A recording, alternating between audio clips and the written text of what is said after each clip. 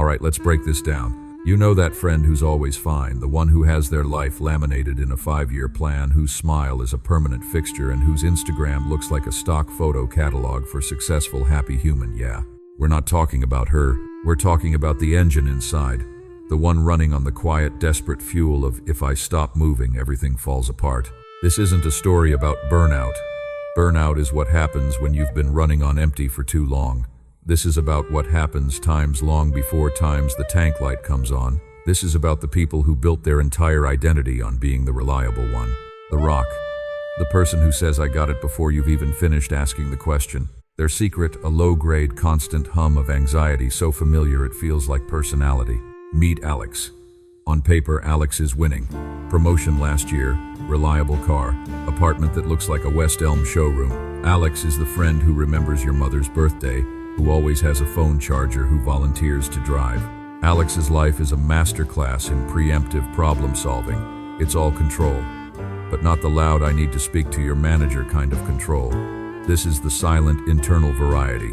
It's the mental spreadsheet that's always open, tracking social debts, work deadlines, and the emotional weather of everyone in the room. Alex doesn't have meltdowns. Alex has times, systems, asterisk. And here's the psychological twist. This isn't driven by ambition. It's driven by a deep, old fear of time's inconvenience, time's specifically the fear of being seen as one, of being the cause of a sigh, the reason for a delay, the problem someone else has to solve. Their childhood wasn't about trauma in the dramatic sense. It was about learning subtly and perfectly that love and safety were contingent on being easy, on not needing. So they became needless. Every relationship, every job, every friendship becomes a silent contract. Alex has drafted in their head times, I will anticipate your needs so perfectly that you will never have a reason to leave, to be angry, to be disappointed, asterisk. They don't people please in the obvious fawning way. That's amateur hour. They people please through flawless, invisible competence. They are administering emotional preventative care 24/7. The gaslighting part, they're doing it to times themselves, asterisk. Any flicker of their own desire to say no, to be messy, to need help is immediately flagged by their internal system as a security threat. Asterisk, danger. You are becoming a burden. Recommence optimale performance. Their inner voice isn't a critic. It's a cold, efficient project manager. And the project is their own humanity. So Alex moves through the world a portrait of calm capability, but inside the circuitry is glowing hot. They're not living a life. They're performing a continuous silent audit. Joy feels risky, it's a loss of focus. Relaxation feels like negligence. Their greatest fear isn't failure. It's the moment their facade of total self-sufficiency cracks and someone sees the frantic calculation behind it. Because if you need nothing, you can't be failed. And if you can't be failed, you can't be left. But the body keeps score. The tight jaw in the morning. The sleep that isn't sleep, but just an 8-hour pause in the mental planning. Quiet dread that lives in the space between heartbeats. It's the tax on a life spent being a fortress where the walls are so high you can't even see out anymore. This is the psychology of the human Swiss Army knife. Always useful, always ready, and slowly being worn down by the sheer friction of their own functionality. And here comes the plot twist the moment the system glitches. It won't be a dramatic crash.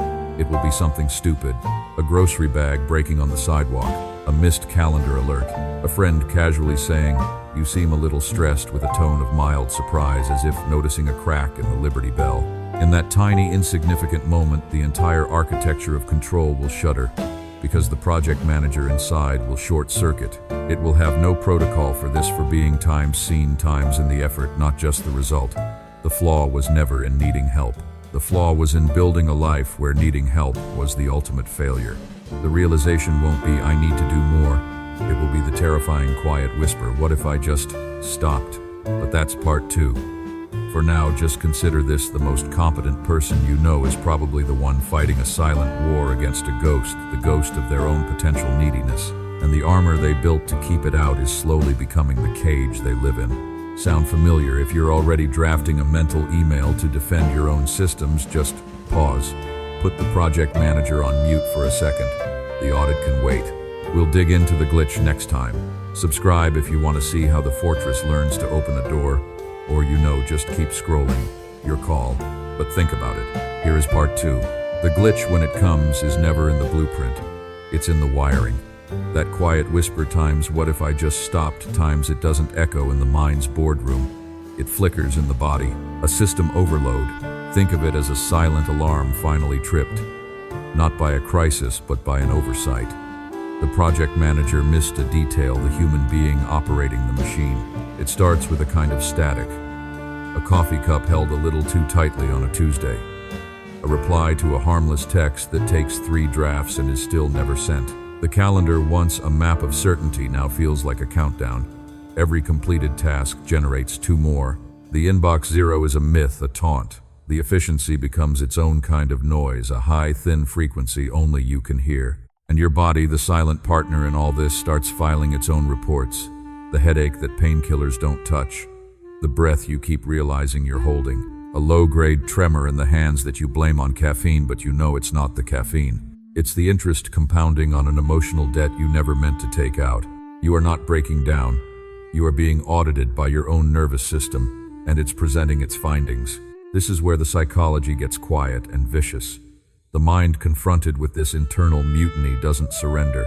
It times optimizes asterisk. It diagnoses the glitch not as a plea but as a flaw in the system. You're tired, sleep is inefficient. Here's a podcast on polyphasic sleep cycles.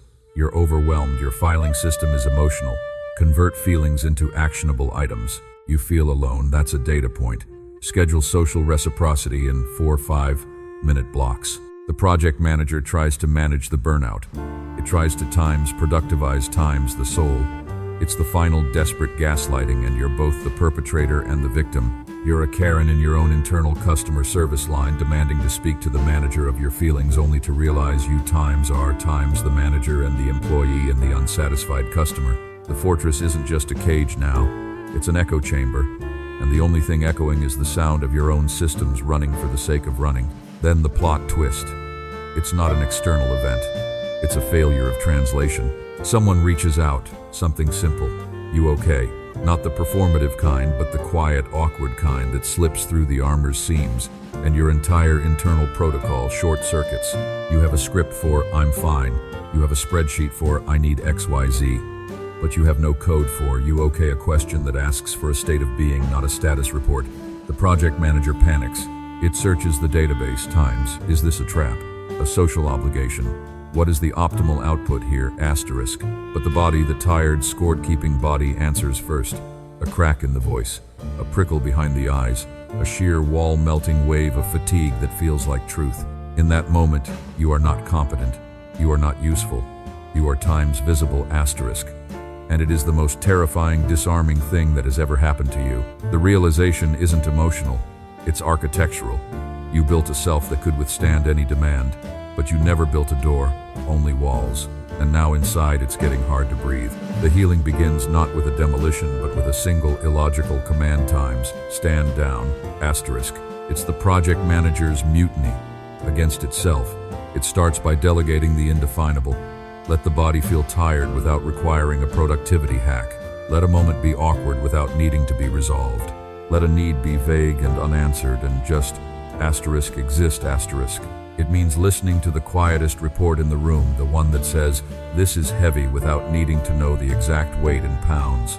It means admitting you curated a museum of your own competence, and the only visitor is you, and you're lonely.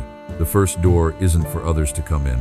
It's for you to step out, to stand on the ramparts of your own fortress, and finally feel the air. To realize the ghost you were walling out wasn't your neediness. It was your humanity, and it was on your side the whole time. So if you're the Swiss Army knife feeling the friction, hear this. You are not a tool, you are a person. And tools don't get to be tired, or sad, or quietly desperately in need of a soft place to land. People do. The most subversive thing you can do is to be useless for a while. To let the system idle. To let the project manager take a vacation and let the tired, wise, scored-keeping animal of your body finally run the show. It knows the way home. If this is the part where you see the cracks in your own foundation, don't panic. Don't start a repair plan. Just notice. Subscribe if you want to learn the architecture of coming back to yourself. Or don't. Honestly, it's fine. The project manager could use the rest. That moment you are not competent. You are not useful. You are times visible. Asterisk. And it is the most terrifying, disarming thing that has ever happened to you. The realization isn't emotional. It's architectural. You built a self that could withstand any demand, but you never built a door, only walls. And now inside, it's getting hard to breathe. The healing begins not with a demolition, but with a single illogical command times: stand down. Asterisk. It's the project manager's mutiny against itself. It starts by delegating the indefinable. Let the body feel tired without requiring a productivity hack. Let a moment be awkward without needing to be resolved. Let a need be vague and unanswered and just asterisk exist asterisk. It means listening to the quietest report in the room, the one that says, "This is heavy," without needing to know the exact weight in pounds. It means admitting you curated a museum of your own competence, and the only visitor is you, and you're lonely. The first door isn't for others to come in. It's for you to step out, to stand on the ramparts of your own fortress and finally feel the air, to realize the ghost you were walling out wasn't your neediness, it was your humanity, and it was on your side the whole time. So if you're the Swiss Army knife feeling the friction, hear this: you are not a tool, you are a person, and tools don't get to be tired, or sad, or quietly, desperately in need of a soft place to land. People do. The most subversive thing you can do is to be useless for a while, to let the system idle, to let the project manager take a vacation, and let the tired, wise, scorekeeping animal of your body finally run the show. It knows the way home. If this is the part where you see the cracks in your own foundation, don't panic. Don't start a repair plan. Just notice. Subscribe if you want to learn the architecture of coming back to yourself. Or don't. Honestly, it's fine. The project manager could use the rest. The first time you try to stand down, it feels less like a mutiny and more like a system failure. A quiet, internal blue screen. You sit on your couch at 7 p.m., a space historically reserved for strategic planning for tomorrow, and you issue the command times: do nothing. Asterisk. The project manager in your mind scrambles. It pulls up empty to-do lists. It reviews completed tasks, searching for a loophole, a way to reframe this stillness as productivity. It finds none, and for the first time you feel the static. Not peace, not relief. A low hum of existential panic. This is the cost of a life built on utility. When you stop producing, you stop existing. The silence isn't quiet. It's loud with the echo of your own irrelevance. You have mistaken your output for your oxygen. This is where they get it wrong. Healing isn't about finding better tools. It's about confronting the original brutal logic you believed you had to earn your place in the room, in your relationships, in your own skin. Every accomplishment was a receipt proof you were allowed to take up space. So when you stop accomplishing, the space itself begins to collapse. You don't feel lazy. You feel time's evictable. Asterisk. The plot twist isn't a person or an event. It's a sensation. It arrives in the middle of your productive stillness, your forced nothing. It's a memory not of a failure, but of a moment of pure, uncommodified presence. The weight of a cat sleeping on your lap. The specific way afternoon light slants across a dusty floor. A laugh that escaped you before you could check its appropriateness. These weren't rewards for good behavior. They weren't milestones. They were leaks. Tiny, persistent leaks in the pressurized chamber of your performance where your actual life seeped in. You curated a museum of competence and labeled these moments as artifacts, proof of softness, circa 2018. But they weren't artifacts. They were the blueprint. The project manager had been filing away the very evidence of what it was trying to build. The moment of recognition is physiological. It's a sigh that comes from a place deeper than your lungs. It's the release of a muscle you've been clenching since you were 12. You see the architecture clearly now. You didn't build walls to keep chaos out. You built them to contain a fear. The fear that if you were ever just times, unproductive, unfiltered, unresolved, you would be met with a silence more devastating than any criticism. The ghost outside the walls was never judgment from others. It was your own terrifying, magnificent, and ordinary humanity waiting to be let back in. The first real door you create is a threshold of permission. You step across it not with a plan, but with a question times. What if I am already home and I just haven't been living here? Asterisk. You let the body run the show. It wants to stare out windows. It wants to eat the thing that tastes good, not the thing that optimizes gut health. It wants to put its head on someone's shoulder and not once articulate why. The project manager on its forced vacation watches in horror. This isn't efficient. This isn't strategic. It's alive. So if you are the one finally hearing the hum of your own unused heart, understand this. The goal is not to destroy the project manager. It's to change its job description. Its genius for logistics, for structure, for systems. Redirect it, task it with building guardrails for rest, with scheduling vulnerability, with managing the delicate, vital project of your own becoming. You are not a tool waiting for the next hand to pick you up. You are the hand, and you are the tool, and you are the workbench, the workshop, and the soft light falling through its window. The most radical action is not another achievement. It is presence offered to yourself without a reason. If you're here in the quiet after the machinery has wound down, stay a while. Subscribe if you want a map for this uncharted interior, or don't. The project manager is finally blessedly asleep on the job, and something older and wiser is just starting to wake up.